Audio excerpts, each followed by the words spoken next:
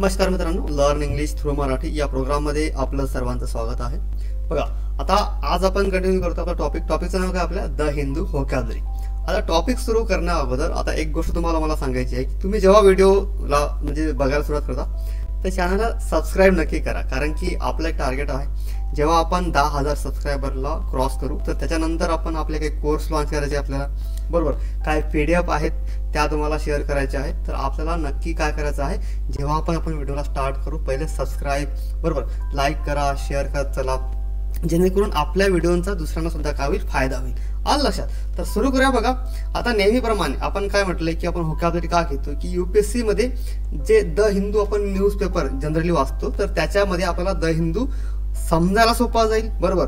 आणि UPSC मध्ये एसे writing मध्ये, आन्सर रायटिंग मध्ये, बरोबर, GS मध्ये सुद्धा आपल्याला ते काय होईल, कामी येतील। काय आपला जो व्होकॅब्युलरीचा साठा आहे, बरोबर। आणि त्याचनुसार म्हणजे MPSC सुद्धा, कारण की आता MPSC सुद्धा UPSC सारखा पॅटर्न घेऊन येणार आहे, बरोबर। त्याच्यामुळे सुद्धा तुम्हाला त्याचा काही फायदा होईलच, आलं लक्षात। आणि इतर काही एक्झाम आहेत, TCS आहे किंवा IBPS पॅटर्नच्या एक्झाम आहेत, तर त्या एक्झाम मध्ये सुद्धा आपल्याला व्होकॅब्युलरीचा म्हणजे शब्द साठेचा काय होईल, आपल्याला फायदा होईलच। आणि तसं जनरली आपल्याला सांगायचं झालं, कारण की आपण इंग्लिश तर बोलतोच, बरोबर, इंग्लिश बोलायची आहे आपल्याला, इंग्लिश शिकायची आहे, तर जनरली आपल्याला इंग्लिश शिकण्यासाठी सुद्धा व्होकॅब्युलरी कामी येईलच। म्हणजे सरळ सांगायचं झालं तर आपण म्हणजे आपण इंग्लिश स्पीकिंग म्हणजे इंग्लिश पासून पळून जाऊ शकत नाही, आलं लक्षात। सुरू करूया। बघा, आता पहिला शब्द आहे अंडरपिन। का आहे अंडरपिन? अंडरपिन का आहे? व्हर्ब आहे। का आहे?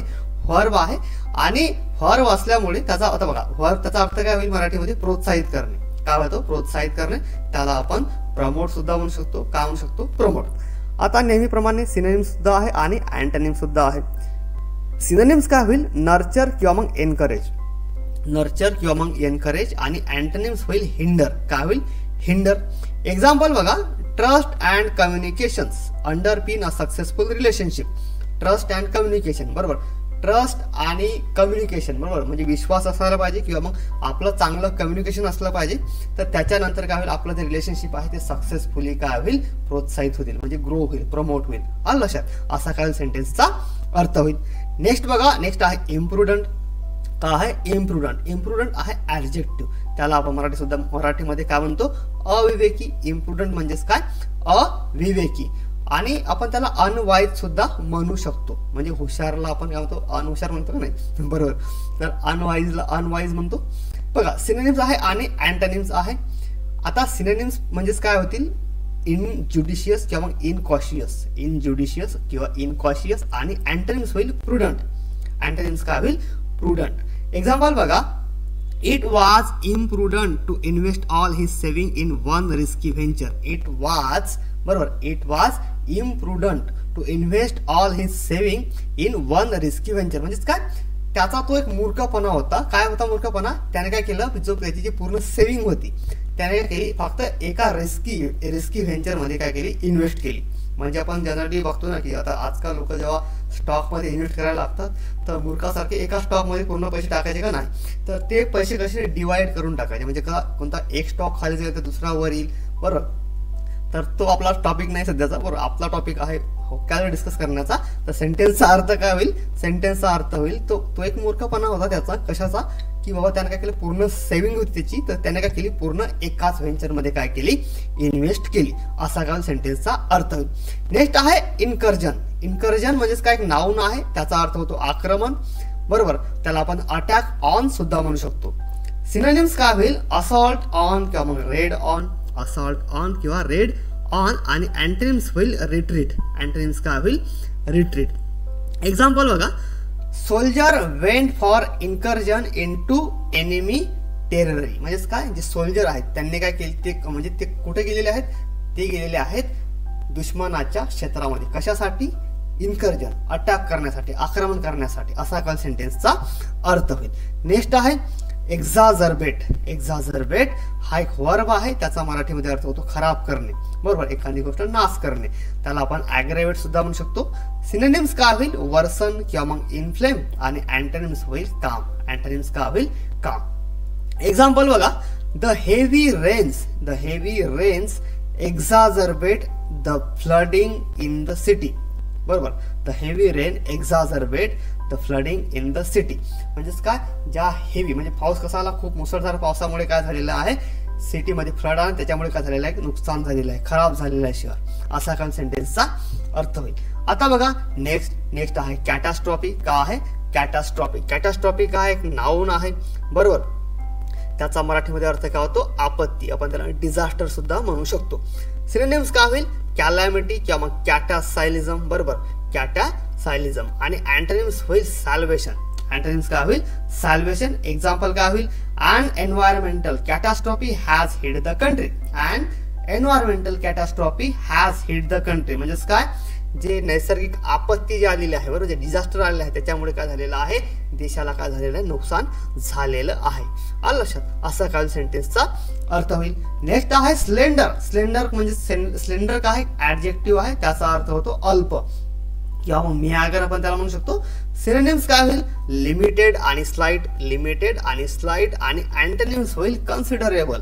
अँटोनिम्स काय होईल, कन्सिडरेबल. एक्झाम्पल बघा, he help people of slender means म्हणजेच काय, त्याने काय केलेलं आहे, गरीब लोकांना काय केलेली आहे, मदत केलेली आहे, असा काय सेंटेन्सचा अर्थ होईल. आता बघा नेक्स्ट आहे डिग्निफाईड. का आहे डिग्निफाईड? डिग्निफाईड का आहे, ऍडजेक्टिव्ह आहे, त्याला आपण प्रतिष्ठित सुद्धा म्हणू शकतो किंवा मग स्टेटली सुद्धा म्हणू शकतो. सिनोनिम्स काय होईल, नोबल किंवा मग कर्टरली बरोबर, कर्टली. आणि अँटोनिम्स होईल अनडिग्निफाईड. सिनोनिम्स काय होईल, नोबल आणि कर्टली. आणि अँटोनिम्स होईल अनडिग्निफाईड. एक्झाम्पल काय होईल, she maintain a dignified silence. She maintain a dignified silence म्हणजेच काय, तिने काय केले, म्हणजे एका प्रतिष्ठेप्रमाणे तिने काय केलेलं आहे, तो सायलेन्स जो आहे तो कसा मेंटेन केलेला आहे. आलं लक्षात, असा काय सेंटेन्सचा अर्थ होईल.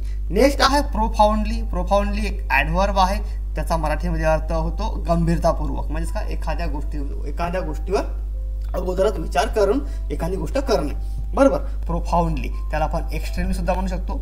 सिनोनिम्स काय होईल, व्हेरी किंवा मग डीपली. व्हेरी किंवा मग डीपली. आणि अँटोनिम्स होईल सुपरफिशियली. एक्झाम्पल काय होईल, he profoundly disagree with their decision. म्हणजेच काय, त्याने गंभीरतापूर्वक त्यांना काय दिलेला आहे, नकार दिलेला आहे त्यांच्या डिसिजनवर. आलं लक्षात, असा काय सेंटेन्सचा अर्थ होईल. नेक्स्ट आहे ऑप्रेसिव्ह. म्हणजेच काय, दडपशाही. ऑप्रेसिव्ह काय, ऍडजेक्टिव्ह आहे बरोबर, त्याला आपण मराठीमध्ये काय म्हणतो, दडपशाही. आणि त्याला आपण हार्श सुद्धा म्हणू शकतो. सिनोनिम्स काय होईल, क्रुएल किंवा मग ब्रुटल. आणि अँटोनिम्स म्हणजेच काय, लेनियंट बरोबर. अँटोनिम्स काय होईल, लेनियंट. एक्झाम्पल काय होईल, दे सर्वाइव्ड अँड ऑप्रेसिव्ह डिक्टेटरशिप. म्हणजेच काय, त्यांनी सर्वाइव्ह केलेलं आहे, कशी एक दडपशाहीमध्ये त्यांनी जे जीवन आहे ते सर्वाइव्ह केलेलं आहे, असा काय सेंटेन्सचा अर्थ होईल. आता बघा नेक्स्ट आहे रिट्रीट. रिट्रीट एक वर्ब आहे. रिट्रीट काय, एक वर्ब आहे, त्याला आपण मराठीमध्ये काय म्हणतो, मागे हटणे. आपण त्याला गो आउट सुद्धा म्हणू शकतो. सिनोनिम्स काय होईल, इव होईल किंवा मग रिसीड होईल. आणि अँटोनिम्स होईल कमिंग. अँटोनिम्स काय होईल, come in. Example, he decided to retreat from the argument to avoid further conflict. He decided to retreat from the argument to avoid further conflict. म्हणजेच काय, त्याने तो मागे हटलेला आहे, कशाच्या आर्ग्युमेंट पासून त्याने त्याचं पाऊल कसं आहे, मागे घेतलेलं आहे, टू अवॉइड फर्दर कन्फ्लिक्ट. म्हणजेच काय, आपण थोडंसं 2 पाऊल मागे घेऊ, त्याच्यामुळे जर समोरचं वातावरण आहे गरम होणार तर ते काय होईल, थंड होईल. आलं लक्षात, असा सेंटेन्सचा काय आहे अर्थ होईल. तर बघा, आजसाठी एवढंच. व्हिडिओ आवडला असेल लाईक करा, शेअर करा, चॅनलला सबस्क्राईब करा. आणि व्हिडिओ कसा वाटला ते पण कमेंट बॉक्समध्ये लिहून सांगा. आलं लक्षात. तर भेटूया पुढच्या व्हिडिओमध्ये. तोपर्यंत नमस्कार आणि थँक्यू फॉर वॉचिंग.